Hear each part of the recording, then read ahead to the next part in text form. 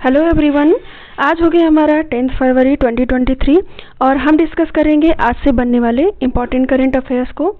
साथ ही हम डिस्कस करेंगे आज के करंट अफेयर्स से जुड़ा हुआ प्रीवियस ईयर क्वेश्चन जो कि एग्ज़ामों में पूछा गया है।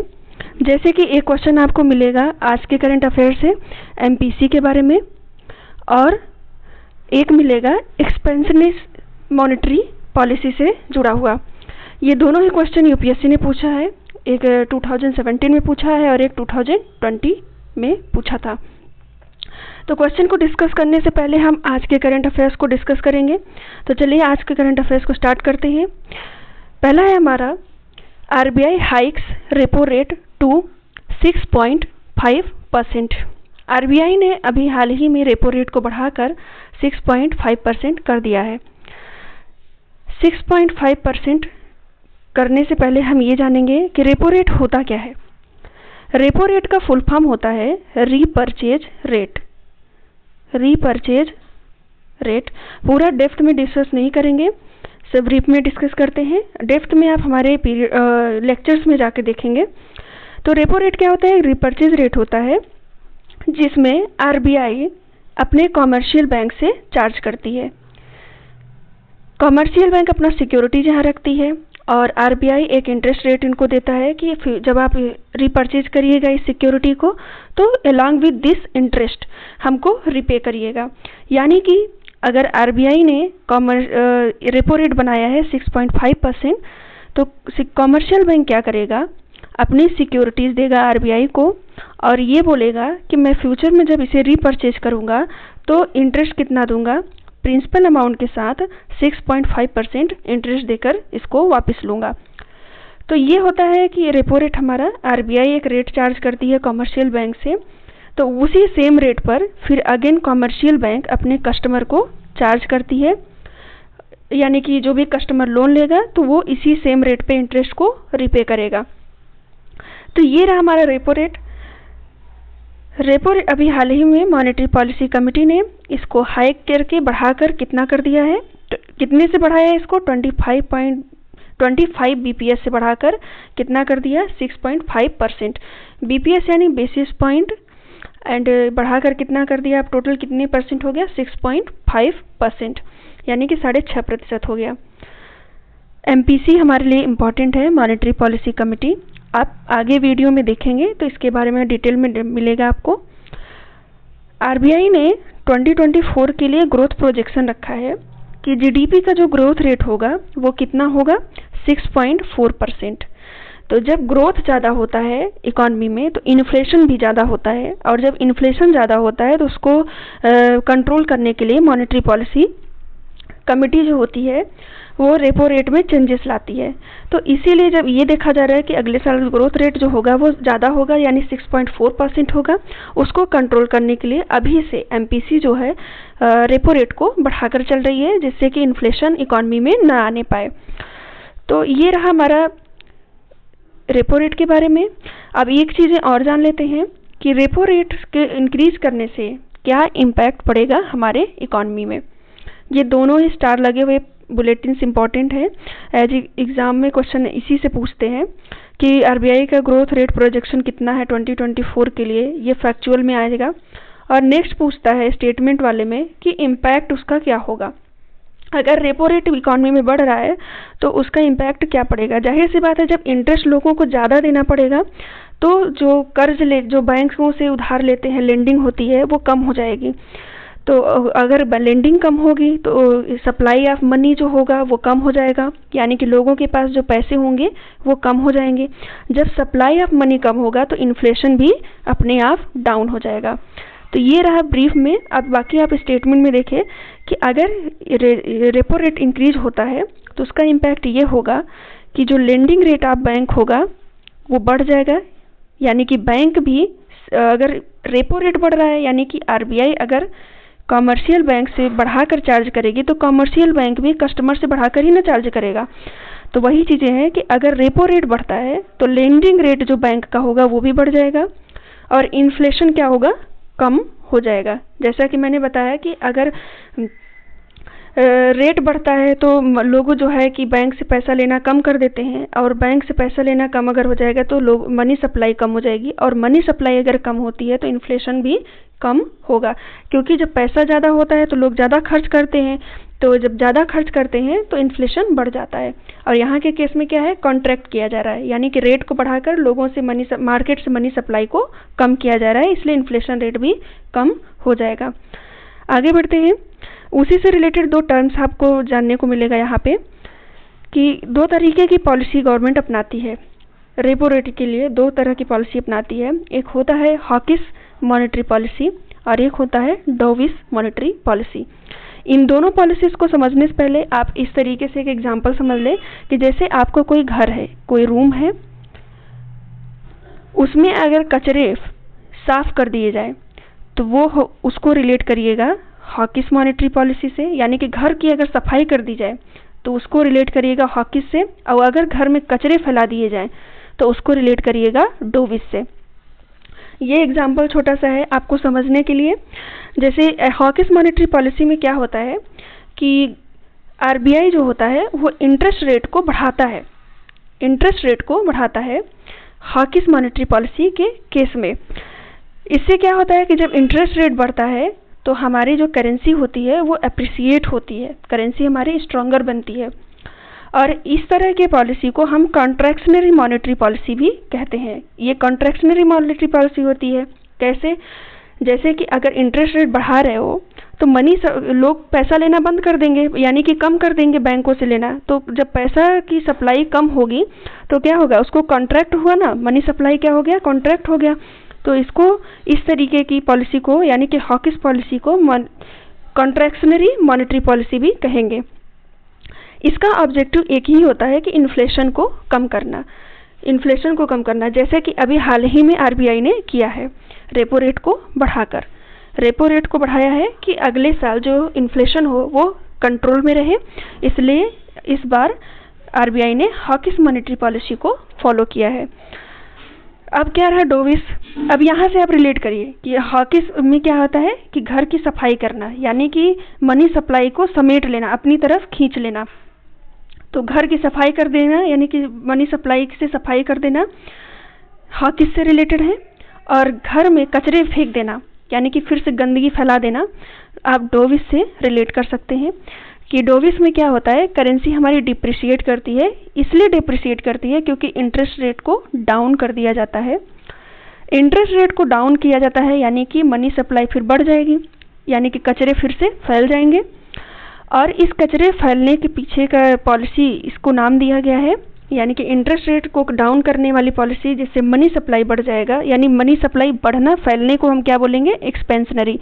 यानी कि डोविस हमारा एक क्या है, कचरे को फैलाना, यानी कि मॉनेटरी पॉलिसी को एक्सपेंड करना, यानी मनी सप्लाई को बढ़ाना। तो ये एक तरीके का एक्सपेंशनरी फिस्कल पॉलिसी को अपनाता है।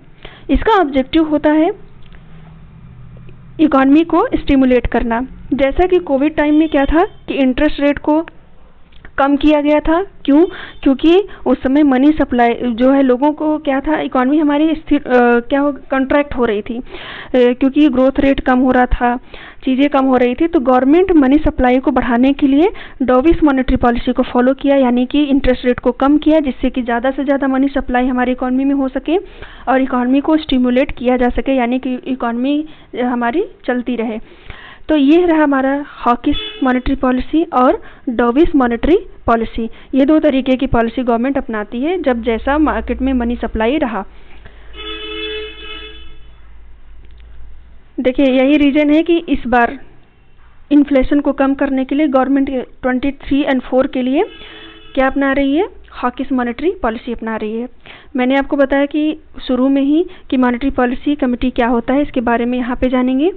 मॉनेटरी पॉलिसी कमेटी कब बनाया गया, इसको अमेंडमेंट किया गया था आरबीआई एक्ट 1934 को 2016 में। 2016 में आरबीआई एक्ट 1934 को अमेंड करके मॉनेटरी पॉलिसी कमेटी को बनाया गया बाय द सेंट्रल गवर्नमेंट ने इसको अमेंड किया था।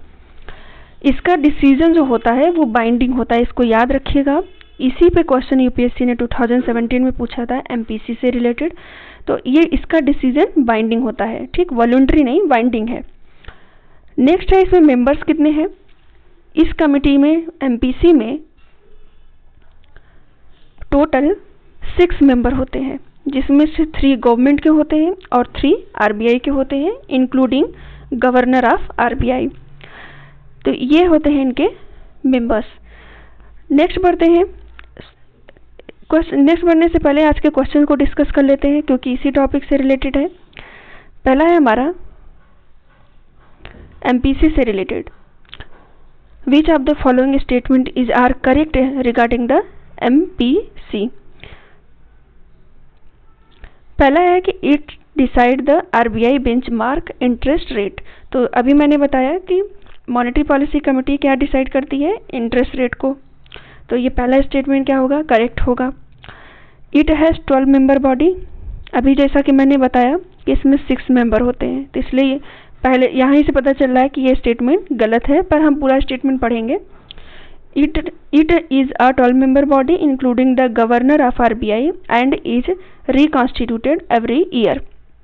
ये 3 साल में कॉन्स्टिट्यूट होता है, हर साल कॉन्स्टिट्यूट नहीं होता है, और इसमें टोटल 6 मेंबर होते हैं। नेक्स्ट है कौन सा स्टेटमेंट है, it function under the chairmanship of union finance minister. No,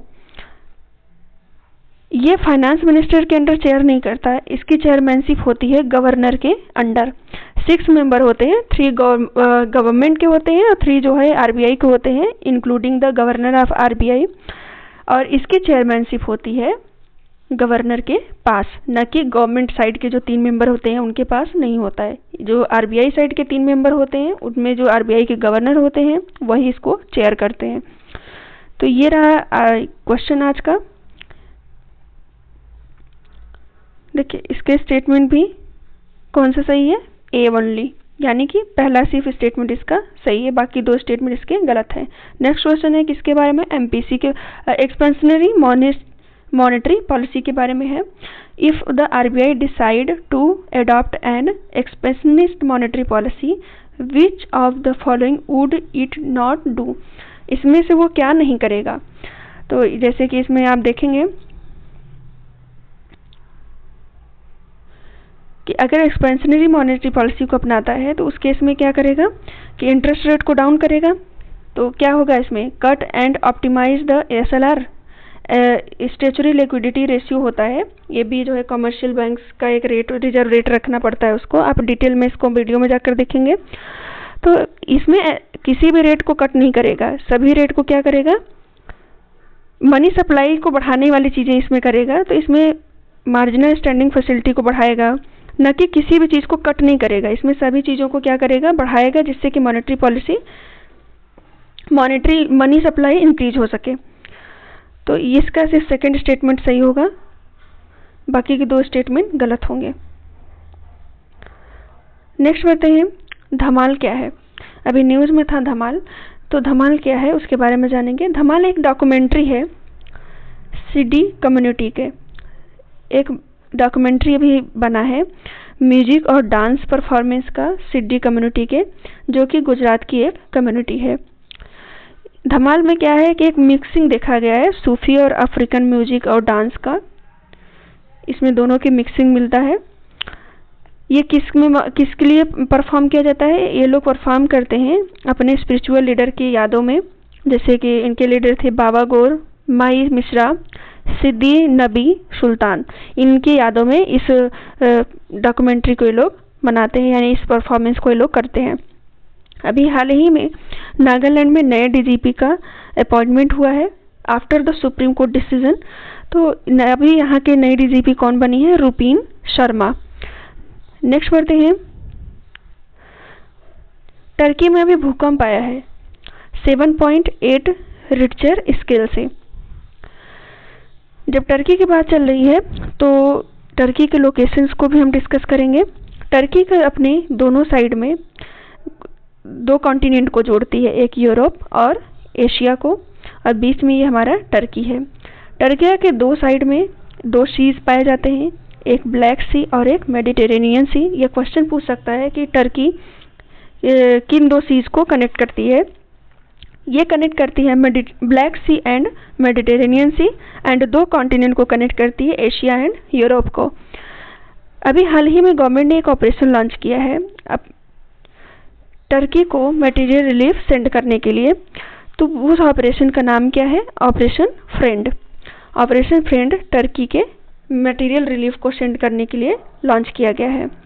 अभी ऑपरेशन की बात हो रही है तो कुछ और भी ऑपरेशन जो प्रीवियस ईयर में थे, न्यूज़ में थे, जैसे कि ऑपरेशन देवी शक्ति गवर्नमेंट ने लॉन्च किया था अफगानिस्तान से अपने लोगों को इवैक्यूएट करने के लिए, जब वहाँ पे गवर्नमेंट चेंज हुई थी। और ऑपरेशन गंगा लॉन्च किया था यूक्रेन से अपने लोगों को वापस लाने के लिए, जब पिछले साल यूक्रेन और रशिया का वार स्टार्ट हो गया था। तो ये रहा ऑपरेशन से रिलेटेड। नेक्स्ट है हमारा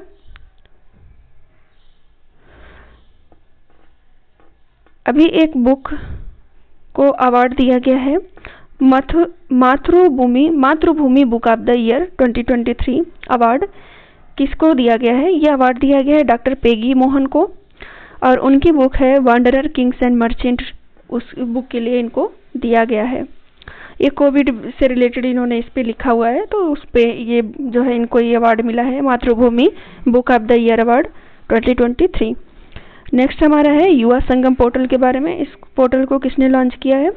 इसको लॉन्च किया है जी किशन रेड्डी जी ने। आज के लिए बस इतना ही। Thank you for watching. Please इसे लाइक, सब्सक्राइब एंड शेयर करें।